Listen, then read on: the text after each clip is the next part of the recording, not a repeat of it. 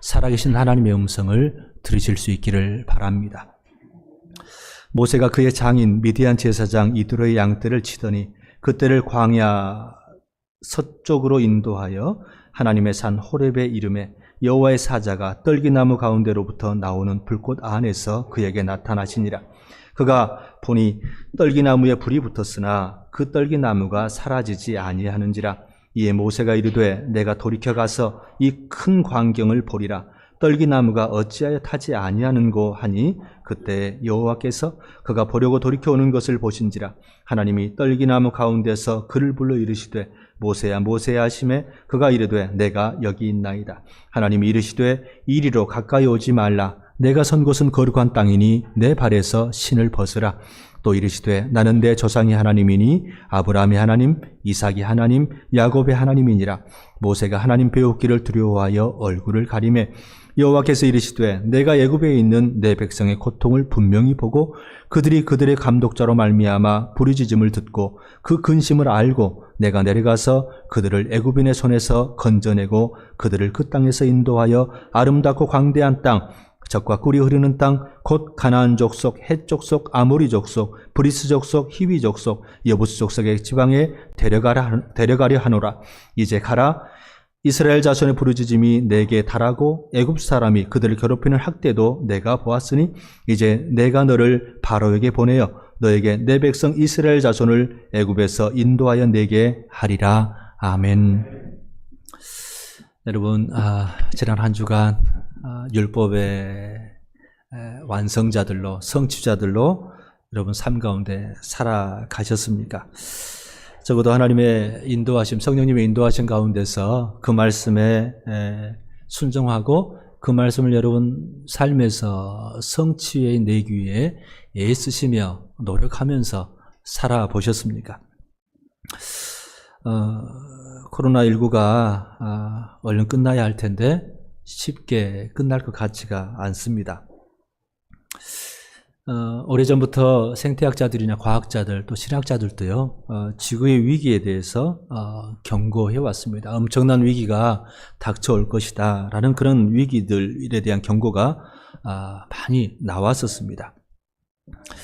인간의 무분별한 개발, 어떻게 하든지 많이 개발하고 또 도시개발뿐만 아니라 야생의 그 터전들을 개발하는 일들도 무분별하게 이루어졌습니다. 그래서 많은 환경의 파괴들이 있었고요. 또 그러다 보니까 이제 기후변화도 일어나고 해서 여러 가지 이제 재앙들을 특히 이제 올해 우리도 많이 겪었습니다만은 지구가 몸살을 앓고 있는 그런 것들을 우리는 경험하고 있습니다. 제레미 리프킨이라고 하는 이 미래학자, 경제학자이기도 하고 사회학자이기도 하고 미래학자이기도 한 분이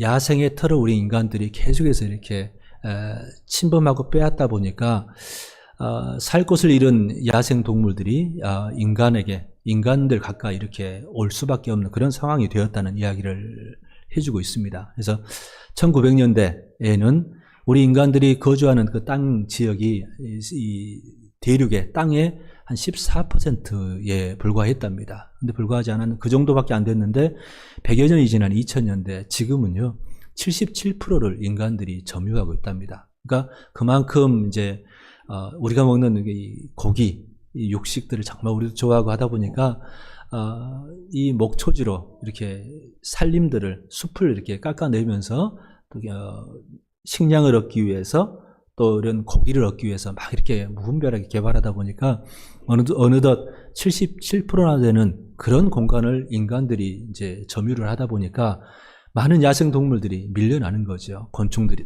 이 동물들이 다 밀려나면서 인간 가까이로 또 살기 위해서 오는 거죠. 그러니까 동물들이 가까이 오니까 동물들에 있는 그런 바이러스, 이 균들도 인간들에게 올 수밖에 없는 그런 상황이 벌어졌다는 겁니다. 나름 일리 있는 그런 분석 같습니다. 그러다 보니까 어느 순간 우리가 겪었던 사스, 메르스 뭐 이런 거 있지 않습니까? 그리고 우리는 코로나19를 지금 겪고 있습니다. 이런 팬데믹 현상들이 앞으로는 더 올 거라는 거죠. 그러니까 우리가 이 코로나가 이제 끝나면 다시 예전처럼 돌아갈 거야 하는 것에 대해서 아무도 기대하지 않습니다. 그렇게 말하는 사람이 이제 없습니다. 지금 코로나 이전으로는 절대 돌아갈 수 없다고들 다들 이야기를 한다는 거죠. 그러면 우리는 신앙생활 자체도 이 코로나에 적응할 수 있어야 합니다. 어떻게 코로나 시대가 끝나지 않는다면 우리는 신앙을 어떻게 해야 될까? 이런 것에 대한 우리의 고민들도 있어야 한다는 거죠. 다시 말하면 신앙생활의 그 방식들도 그리스도인들의 신앙의 방식들이 바뀌어야 한다는 겁니다. 우리가 그것에 대해서 준비해 갈 필요가 있다는 거죠.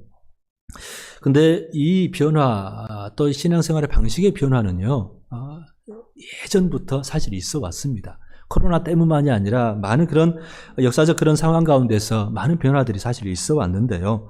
이스라엘 백성들도 출애굽한 다음에 성소와 성전 중심의 신앙생활을 했었습니다. 그렇죠? 여러분 잘 아시지 않습니까? 그래서 성경의 많은 부분들이 성경의 그 제사법, 의식법들이 이제 많이 나와 있지 않습니까? 그러다 보니까 이스라엘 백성은 성소에서 이제 성전이 지어지고 하면서 그 성소와 성전 중심의 신앙을 했습니다. 어쨌든 모여야 됐습니다. 1년에 3차례만이라도, 남자들만이라도 가서 예루살렘 올라가서 성전에서 제사를 드려야 했던 거죠. 그런데, 바벨론에 의해서 성전이 파괴되는 일이 벌어졌습니다. 하나님의 도성, 하나님의 성전이 어떻게 무너질 수 있을까? 절대 무너질 수 없을까 했던 이스라엘 백성들의 기대는 무참히 깨져버린 거죠. 그러면서 바벨론 포로로 잡혀가서 성전도 파괴돼 버리고, 그럼 그들이 어떻게 하나님이 우리는 이제 하나님 못 믿을까요? 못 믿어 이렇게 했습니까? 그러지를 않았습니다. 이들의 신앙의 변화가 왔습니다. 하나님께서 예루살렘에만, 성전에만 계시는 분이 아니라 원래 하나님은 그러신다고 절대 말하지 않았는데 사람들이 그렇게 생각을 했던 거죠. 예루살렘 성전에만 계시는 것이 아니라 바벨론에도 계시고 이미 애굽에서도 계셨고 어디에나 계시는 하나님이시구나 하면서 그들의 신앙에 대한 각성들이 일어났던 거죠. 그러면서 성전에 모이는 것에 집중했었다면 이제는 사실은 회당 중심으로 선지자들을 통해서 또 제사장들을 통해서 그때 레위인들 그 말씀을 맡아서 사람들을 통해서 하나님의 말씀이 전해지면서 말씀 중심의 신앙으로 바뀌었습니다. 그들이 회당에서 모이긴 했죠. 회당이 새로 만들어져가지고 했지만 그 회당 안에서 서로 격려하면서 하나님 말씀을 듣고 그 말씀을 삶 속에서 살아내는 그 신앙으로 바뀌게 되었다는 겁니다. 그러니까 이게 반드시 바벨론 포로가 하나님께서 막 벌하셔가지고 이스라엘 백성들 하나님을 다 떠나고 그런 차원이 아니었습니다. 신앙 자체가 사실 하나님께서는 끊임없이 성전, 성소의 기물들을 없어지게 하거든요. 사라지게 하거든요. 하나님께서 힘이 없으셔서 그러셨겠습니까? 아니었습니다. 보이지 않는 하나님을 언제 어디서나 그분과 동행하면서 함께하면서 하는 그 신앙을 신약의 시대만 성령이 오셔서만이 아니라요. 구약에서도 이미 동일하게 이스라엘 백성들이 원하셨다는 말씀입니다. 하나님이 원하는 신앙은 언제나 하나님 앞에서 하나님과 함께 살아가는 하나님의 백성이 되기를 원하셨던 겁니다. 그래야 복의 근원들도 복의 통로들도 될 수 있는 거죠. 근데 이스라엘 백성들은 바벨론 포로가 끝나고 돌아와서 다시 성전을 짓고 그때는 이제 하나님을 나름대로 어디나 계신 하나님 만유의 주제 알았지만 그들은 또 여전히 성전 중심으로 시간이 지나가면서 점점 다시 과거로 돌아가 버립니다. 근데 그 성전마저도 이제 나중에 헤롯이 증축한 스룹바벨 성전이라고 하고 또 헤롯이 이제 증축해서 헤롯 성전이라고 불렸던 그 성전마저도 AD 70년에 완전히 파괴됩니다. 지금 이제 통곡의 벽밖에 남지 않았지 않습니까? 그렇게 하면서 하나님은 또 다시 성전 중심으로 신앙을 하려는 그 사람들을 말씀 중심으로 하나님과 함께하는 삶으로 인도해 가시는 모습을 보게 됩니다. 예수님 이후에 그 예루살렘 성전이 파괴된 이후에 그럼 그리스도인들은 하나님을 동일하게 삶 속에서 모셔드리는 삶으로 살았을까요? 그러질 않았습니다. 시작시대가 와서 초대교회 이후에 또 기독교가 공인되면서 다시 어떻게 됐습니까? 로마 가톨릭 같은 경우 여러분 보시다시피 유럽 가보면 지금이야 이제 많이 약화돼 버렸습니다만은 우리나라의 대형교회 예배당과는 비교할 수 없는 성당들이 세워졌습니다. 그걸 위해서 말도 안 되는 면제부도 판매하고 그런 일들이 벌어졌지 않습니까? 아마 성 베드로 성당 대성당이라고 하는 가보시고 보신 분들이 계시겠습니다만은 엄청난 규모입니다. 솔로몬 성전보다 더한 거죠. 여전히 끊임없이 성전 중심의 신앙을 사람들은 찾습니다. 그게 더 편합니다. 그러면 뭔가 다 한 것 같습니다. 그러다 보니까 성전 중심의 신앙으로 늘 회개하고자 했습니다. 그래서 종교개혁이 일어나지 않습니까? 그죠? 종교개혁은 가장 중요한 그런 구호가 뭐였습니까? 오직 성경으로입니다. 다시 하나님 말씀으로 우리 삶 안에서 우리 하나님을 모시고 예수 그리스도를 주님으로 모시고 살아가는 그 신앙으로 회복하는 것이 종교개혁이었다는 거죠. 우리가 코로나19가 발생하면서 우리의 예배의 모습들이 바뀌었습니다. 예배를 못 드린 게 아니라 함께 모여서 현장 예배를 우리가 못 드리는 아쉬움이 사실 있었습니다만은 우리가 코로나19로 인해서 우리의 신앙이 바뀔 수밖에 없는 겁니다. 늘 예배당이 성전처럼 생각하고 그렇게 우리가 중심으로 모였었다면 이제는 다시 흩어져서 우리의 삶의 자리에서 진짜 공동체 예배도를 제대로 드리고 이게 참 함께 모여서 예배하는 게 이렇게 소중하고 사실은 일상적인 게 아니었구나. 이게 은혜였구나 하는 것을 다시 한번 경험하면서 이 현장에 공동체로 모이는 예배도 진짜 중요하구나 하는 것을 깨달았을 뿐만 아니라 우리의 삶의 자리에서 하나님 말씀을 어떻게 듣고 그 말씀을 살아낼 것인가에 대해서 고민할 수 있는 그런 시간이 되었다는 겁니다. 사실은 이 위기를 사실 하나님께서 우리에게 기회로 받아들이라고 말씀을 하시는 겁니다. 우리 일상에서 좀 하나님 말씀을 날마다 들으면서 그 말씀에 순종하는 삶, 그 말씀을 성취해내는 삶을 우리에게 살아가라고 말씀하시는 거죠. 오늘 모세를 통해서 출애굽기 3장에서 말씀하시는 모세가 하나님을 만나는 그 사건 안에서도 동일한 말씀을 하시는 것 같습니다. 우리 모세에 대해서 1장, 2장 내용들은 여러분 잘 아시죠? 모세를 하나님께서 특별하게 인도하셨죠. 그 애굽에서 히브리인들이 번성하는 것을 막기 위해서 유아들을 다 죽이라고 했지 않습니까? 그때 거기서 살아난 사람이 모세입니다. 그래서 그것도 바로의 왕궁에서 자라나지 않습니까? 그죠? 왕자로서 40년의 생애를 살았습니다. 그런데 그 사람이 모세가 이제 여러분 자기 동포를 좀 돌아보려고 했다가 어쩔 수 없이 사람을 죽이고 도망칠 수밖에 없었던 그 사정을 우리는 압니다. 거기서 도망쳐가지고 미디아 광야에서 도망자 신세로 살아가지요. 거기서 미디안 제사장 오늘 1절에 나옵니다만 이드로의 딸 십보라와 결혼을 해가지고 게르솜이라든가 엘리에셀이라든가 아들들을 낳고 정착에 살아갑니다. 목자로 살아갑니다. 근데 자기의 삶을 사는 게 아니라 사실은 이제 장인의 삶을 돌아보는 그런 삶을 살아가지요. 그러다가 오늘 말씀을 우리가 읽어보면 여느 때처럼 목자로서 양떼들을 이렇게 돌보다가 우연히 호렙산으로 사실 그냥 양떼를 데리고 풀 찾아서 가다 보니까 호렙산으로 가게 된 것 같습니다. 여기서 하나님의 산이라고 불리는 것은 이 호렙산이 신의 산과 같은 산이거든요. 그래서 그 전부터 하나님의 산이라고 불렸을 수도 있겠지만 이미 이 모세가 하나님을 경험했던 산이기 때문에 나중에 이제 그 다음에 또 그 이후에 시내산에서 이 율법을 또 받지 않습니까? 하나님을 만나고 하는 그런 특별한 사건들이 있었기 때문에 하나님의 산으로 불렸던 것 같습니다. 근데 이 호렙산에서 모세가 양떼를 데리고 그 산에 갔다가 희한한 신기한 장면을 목격하게 됩니다. 사실은 이거는 하나님 안의 계획 안에 있었겠지만 모세는 그걸 몰랐겠죠. 그냥 양떼 먹이러 가다가 이 사건을 경험하게 됐던 겁니다. 떨기나무, 이 가시떨기인데, 관목으로 가시떨기, 가시나무인데, 이 광야, 이렇게 척박한 데 살다 보니까 불이 가끔 이렇게 번개가 치고 이렇게 하면 불이 난답니다. 그런데 불이 나면 다 없어져야 되는데, 이 떨기나무가 계속해서 불이 타지, 없어지지 않는 희한한 광경을 모세가 목격을 한 거죠. 우리 3절에 보면 이에 모세가 이르되 내가 돌이켜가서 이 큰 광경을 보리라. 떨기나무가 어찌에 타지 아니하는고 하니 라고 기록을 하지 않습니까? 보통 상식, 정상적인 그런 경험들과 너무나 다른 사건을 모세가 경험을 하게 되는 겁니다. 그런데 이때가 대략 모세가 80세 정도 되었던 것 같습니다. 80세 하면 이제 모세가 지금 나이도 하고 모세는 120세를 살았으니까 80세 하면 별로 아닌 것 같은데요. 실제 이 당시 모세도 80세를 적은 나이라고 말하지 않습니다. 여러분 시편 90편이 그 모세가 하나님께 드린 그 기도이거든요. 근데 모세가 그 기도에서도 우리 인간, 사람의 연수에 대해서 이야기하는데 인간들의 연수가 70이요. 강건하면 80이라고 말합니다.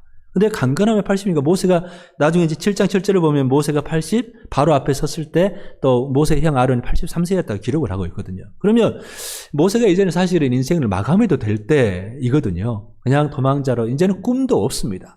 아무것도 이제 기대하는 것도 없고, 그때 한때는 막 백성들을 한번 돌아보고 뭔가 좀 일으켜보자 했는데, 이제는 그것도 안 돼가지고, 실패해가지고 광야로 와가지고, 장인에게 얹혀서 그냥 40년 살아오고 목자로 살아가는 그런 삶을 살고 있는 모세에게 하나님께서 찾아와 주신 거죠. 어찌 보면 우리에게도 모세와 같은 사건만이 아니라요, 하나님 앞에 다시 서는 그런 기회들이 사실은 주어집니다. 우리가 그냥 모태신앙이어서 엄마 손잡고 그냥 자연스럽게 하나님 앞에 서는, 교회에 나오는 그런 경우도 있습니다만은, 어떤 특별한 일들, 신기한 일들만이 아니라 우리가 기대하지 않았던, 예상하지 않았던 일들을 우리가 겪을 수 있다는 겁니다.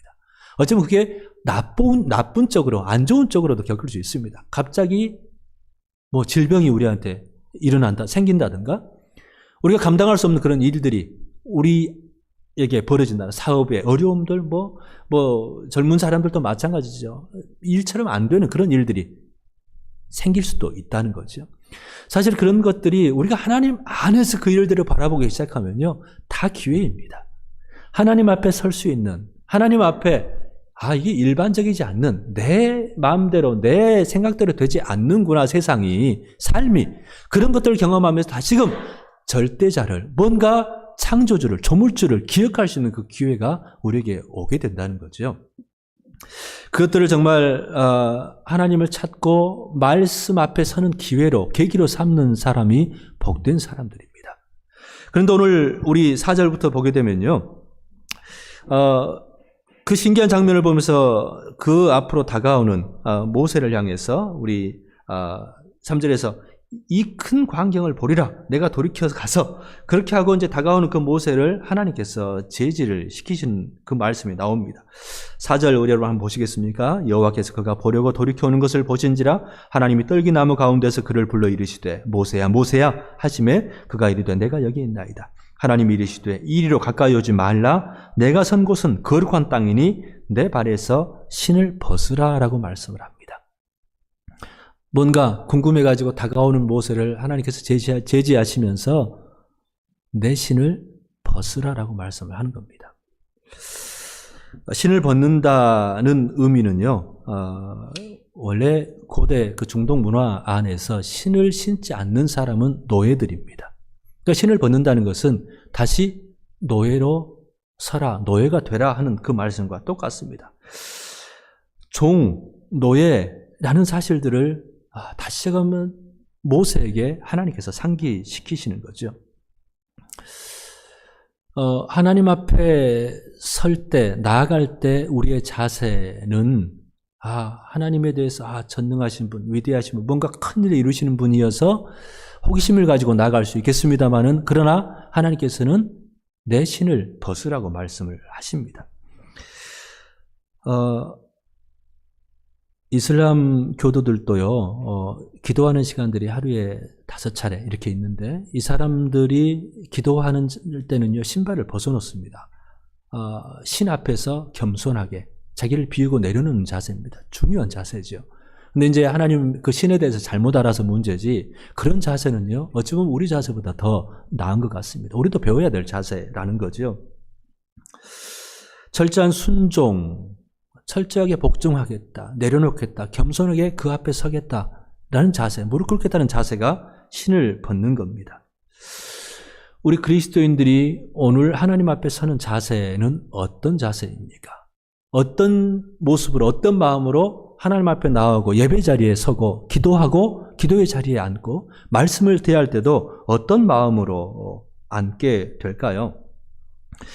여러분, 성경을 읽는 그 이유는 뭘까요? 하나님께서 뭔가 새로운 말씀, 새로운 지식을 우리에게 주실까봐 영적 지식을 얻기 위해서 성경 앞에 섭니까?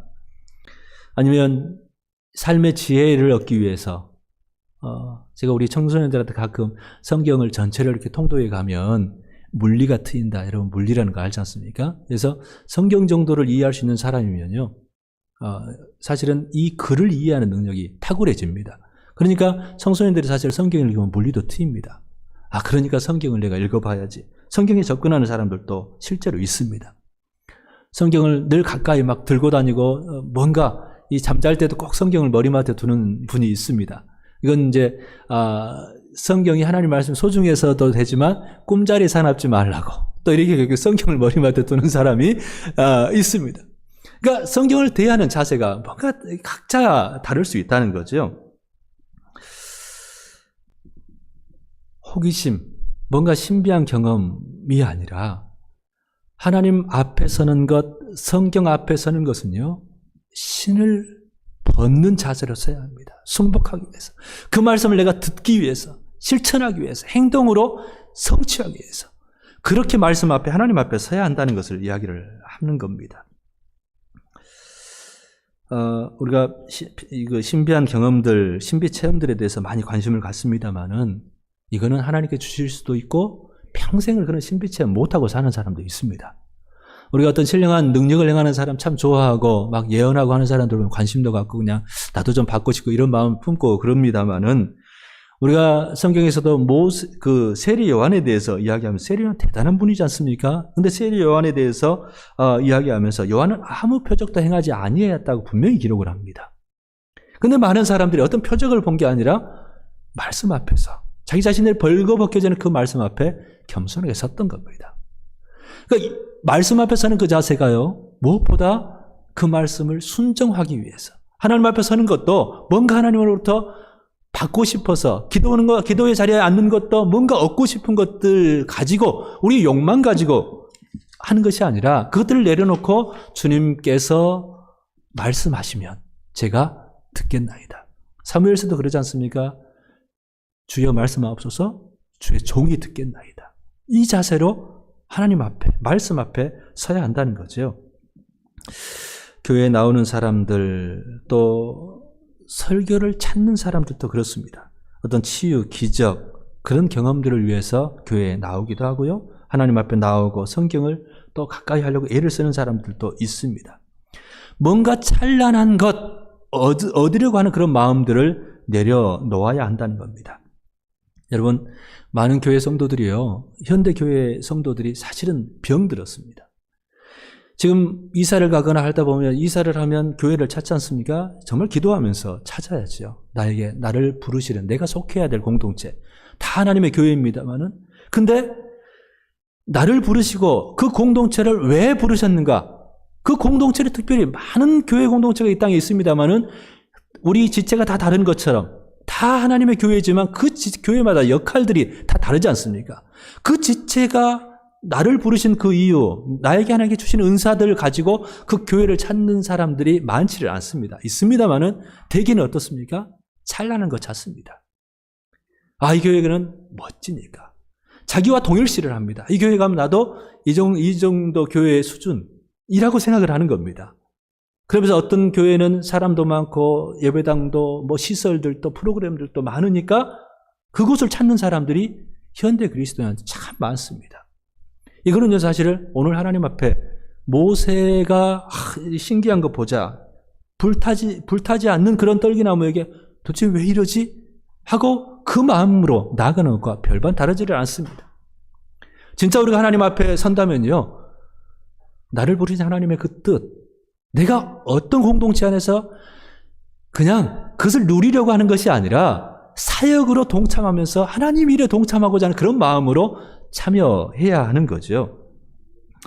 신기한 것, 새로운 것, 방금 말씀드리면 이 찬란한 것, 이런 것 찾는 것, 우리 예수님께서도 경고를 하셨습니다. 여러분 마지막 때에 일어날 일들에 대해서 마태복음 24장에서 예수님께서 여러 차례 이야기를 하시는데 거짓 그리스도들과 거짓 선지자들이 일어나 큰 표적과 기사를 보여 할 수만 있으면 택하신 자들도 미혹하리라고 예수님께서 경고를 하십니다. 큰 표적, 큰 기사 행한다는 겁니다. 이것들을 많은 그리스도인들이 이것들을 찾아가는 사람들이면 미혹될 수 있다는 말씀을 하는 거죠. 디모데후서는 이제 사실 목회자인 디모데에게, 설교자인 디모데에게 하는 말씀인데요. 그 통해서 우리에게 주시는 말씀인데, 때가 이르리니 사람이 바른 교훈을 받지 아니하며 귀가 가려워서 자기의 사욕을 따를 스승을 많이 두고 또 그 귀를 진리에서 돌이켜 허탄한 이야기를 따르리라. 목회자들이 자기 귀를 긁어주는 그런 설교하고 하는 것 조심하라고 먼저 경고하시고요. 성도들에게 자기 귀 긁어주는 것, 내가 좋아하는 생각, 내가 갖고 있는 그 가치관을 막 이렇게 해주는 그 말씀을 들으려고, 그게 좋은 설교라고 생각하는 그 자세에 대해서 경고를 하고 계시는 겁니다. 이런 자세로 가다 보면, 이런 자세를 품는 사람들이 어떤 위험이 있냐면, 디모데후서 3장 6절에서는 디모데 계속해서 그 한 사람에 대해서 이야기를 하면서, 그 여자는 죄를 중히 지고 여러 가지 욕심의 정욕입니다. 욕심에 끌림 받아요. 항상 배우나 끝내 진리의 지식에 이를 수 없느니라라고 경고를 해주십니다. 무슨 말씀입니까? 뭔가 욕심을 가지고, 정욕을 가지고, 그런 바램을 가지고 호기심 때문에만 그렇게 찾아가고 추구하고 하는 것은 많이 계속해서 배우지만 결국 진리에는 이르지 못한다는 그 안타까운 말씀을 하는 겁니다. 우리가 말씀 앞에 설 때도 마찬가지입니다. 교회 공동체를 설 때도 마찬가지입니다. 어떤 자세로 섭니까? 그 안에서 뭔가 더 얻고 더 누리고 더 지혜가 많아지고, 그게 아니라는 말씀입니다. 그런 자세는 진짜 진리에, 예수님의 그 마음에 절대 이르지 못한다는 말씀을 하는 겁니다. 그러면 어떻게 해야 됩니까? 순복하는 겁니다. 내 신발을 벗으라는 그 말씀에 순종해서, 그 말씀 앞에 내가 서는 것은요, 이 말씀이 무슨 새로운 말씀이 없나가 아니라 그 말씀을 내가 실천하고 있는가, 다시 돌아보면서 실천하지 못하면 이걸 어떻게 구체적으로 하나님 말씀을 내 삶에서 살아낼 것인가 고민하고 받아들이는 그 삶의 자세를 받아들이라고 말씀을 하는 겁니다. 우리 예수님께서 하나님의 진정한 신비시거든요. 그죠? 예수님이 신비입니다. 예수님을 알고 예수님을 배워가고 예수님을 닮아가면 되는 겁니다. 그럼 예수님을 닮아간다는 게 뭡니까? 예수님은 성육신하셔서 이 땅에 낮아지셨고 죽기까지 복종하셨습니다. 말씀에 복종하셨다는 거죠. 성경을 성취하신 분입니다. 우리들도 그 길을, 사실은 우리가 오늘 출애굽기를 읽었습니다마는 여기서 내가 내려가서라고 하시면서 사실은 예수님께서 내려오셨다는 거죠. 하나님께서 성삼위 하나님께서 내려오셨습니다. 내려오셔서 이스라엘 백성들을 출애굽해 주셨습니다. 예수님은 또 십자가를 실제 성육신하셔서 십자가를 지시고 우리를 구원해 주셨습니다. 오늘은 어떻습니까? 그 예수님께서 우리들을 작은 예수로 부르셔서 그 일에 같이 동참하도록 우리를 부르셨다는 사실을 기억할 필요가 있습니다. 그런데 많은 사람들이 예수님께서 너희는 나를 불러 주여 주여 하면서도 어찌하여 내가 말하는 것은 행하지 아니하느냐라는 그 말씀을 오늘 귀 기울여야 합니다. 예수님을 주여 주여 하면서 왜 그 말하는 것을 우리가 행하지 않느냐라고 우리에게 반문하시는 겁니다. 하나님 말씀 앞에 서는 것은요, 성경을 많이 읽고 백독하고 그게 아니고 일독 못해도 좋습니다. 오늘 말씀 앞에 우리가 서서 오늘 주시는 말씀이라면 내가 그 말씀을 실천해야지. 그게 우리 예수님께서 우리를 성경 앞에 앉게 하는 그 이유라는 사실을 잊지 말아야 한다는 거죠. 설교, 요즘 정말 많은 설교들이 넘쳐납니다. 기독교 방송 틀어도 되고 유튜브에서 누구누구 설교 틀어보면 홍수입니다. 홍수. 많은 사람들이 그 설교자들 순례하는 일들 행합니다. 좋습니다. 많이 들으십시오. 그런데 듣는 것에 멈춰서는 안 된다는 겁니다. 그 말씀을 내가 실천하지 않으면 우리는 떨기나무 신기해서 앞으로 나가는 것에 불과합니다. 하나님께서 거기서 멈추라고 말씀하십니다. 내 신발을 벗으라고 말씀하신다는 거죠. 여러분, 우리의 호기심을 충족하는 그런 신앙생활이 아니라요, 그 말씀, 하나님 앞에 또 말씀 앞에 순종하는 신앙의 자세가 무엇보다 필요한 시기입니다. 코로나19 시대를 사는 우리들이 어느 때보다 더 말씀 앞에 서서 그 말씀 한 구절을 묵상하고 한 마디를 묵상하고 그 말씀을 실천해내는 그런 시대가 되어야 한다는 말씀입니다. 그러면서 우리 계속해서 보면 우리의 신앙은요, 나 혼자 잘하고 나 혼자 잘 먹고 잘 사는 게 아니라는 것을 보여주고 있습니다. 7절부터 보면 7절 8절을 보면 여호와께서 이르시되 내가 애굽에 있는 내 백성의 고통을 분명히 보고 그들이 그들의 감독자로 말미암아 부르짖음을 듣고 그 근심을 알고 내가 내려가서 그들을 애굽인의 손에서 건져내고 그들을 그 땅에서 인도하여 아름답고 광대한 땅 젖과 꿀이 흐르는 그 땅으로 데려가려고 한다라고 말씀을 하시는 거죠. 하나님은 어디에 관심을 두고 계십니까? 왜 모세를 부르셨습니까? 이 신음하는 백성들을 보시고 모세를 부르신 겁니다. 이 약한 자들, 하나님의 관심은요, 언제나 약한 자들, 신음하는 자들에게 있어 왔습니다. 성경 전체가 그렇습니다. 그렇다면 신앙생활을 하겠다고 하는 사람들은요, 주님의 마음을 쫓아서 주님의 시선을 따라갈 수 있어야 합니다. 그러면 오늘 이 시대에 어떻게 우리의 신앙을 살아야 할 것인가? 약한 사람들, 신음하는 사람들에게 우리 시선을 돌릴 수 있어야 합니다. 사실 이것은 어떤 엄청난 일들만 하는 것이 아니라요. 우리가 하나님께서 힘을 뺀 사람, 이제 막 호기심 때문에 막 열정을 가지고가 아니라 하나님 앞에 신발을 벗은 사람에게 시키고자 하시는 일이 오늘 연약한 사람들, 또 신음하는 사람들을 돌아보게 하시기 위해서였습니다. 우리가 잘 아는 그 복음, 이 전도에 대해서 이야기할 때 사도행전 1장 그 8절 말씀을 많이 그 예를 듭니다. 오직 성령이 너희에게 임하시면 너희가 권능을 받고 예루살렘과 온 유대와 사마리아와 땅끝까지 이르러 내 증인이 되리라. 다 아시잖아요. 그죠? 우리의 시선이 확장되어 갈 필요가 있습니다. 우리가 나 자신만 보면서 신앙, 나만 잘하면 되지가 아니라요. 예루살렘과 온 유대와 사마리아와 땅끝까지. 우리의 신앙의 영역이 또 우리의 관심의 영역이 이렇게 확장돼 갈 필요가 있습니다. 교회 공동체들도 마찬가지입니다. 우리 교회가 우리 교회만 잘 돼야지 하면 안 되고요. 지역사회뿐만 아니라 세계까지. 진짜 우리 교회는 뭐 선교사들을 아직 지원하지 못하고 있습니다만 그런 꿈도 가져야 됩니다. 아프리카 아픈 사람들, 아이들 돌아볼 수 있어야 합니다.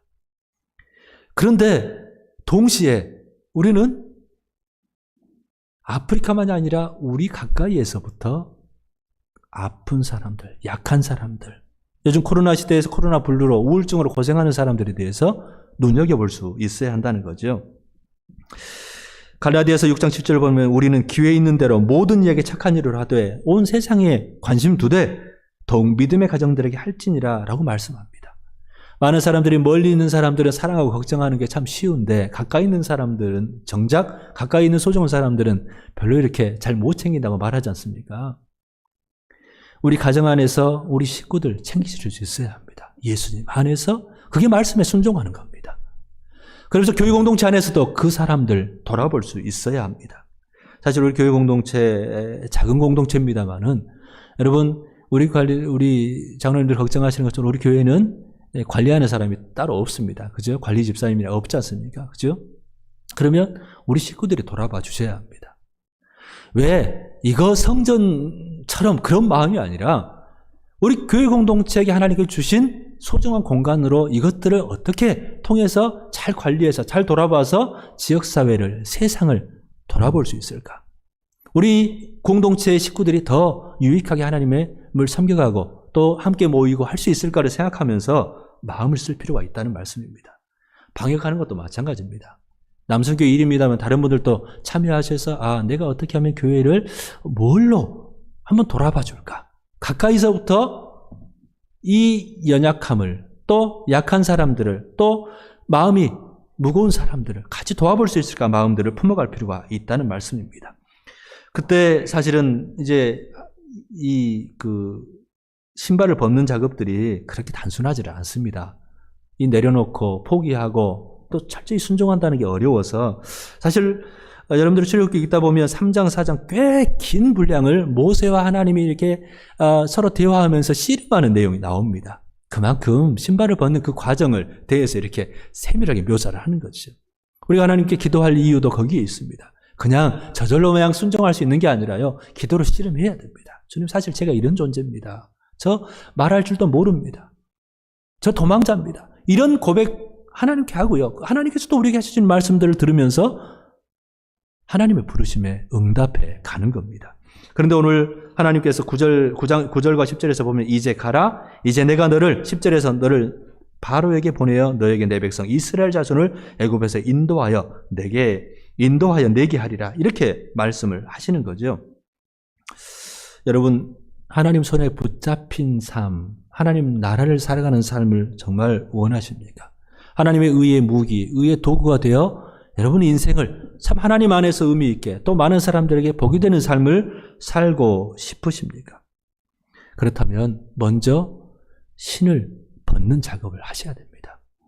우리 자신들을 내려놓고 내 욕망, 내 욕심 아니라 철저하게 주님 앞에 저는 종입니다. 주님의 종입니다.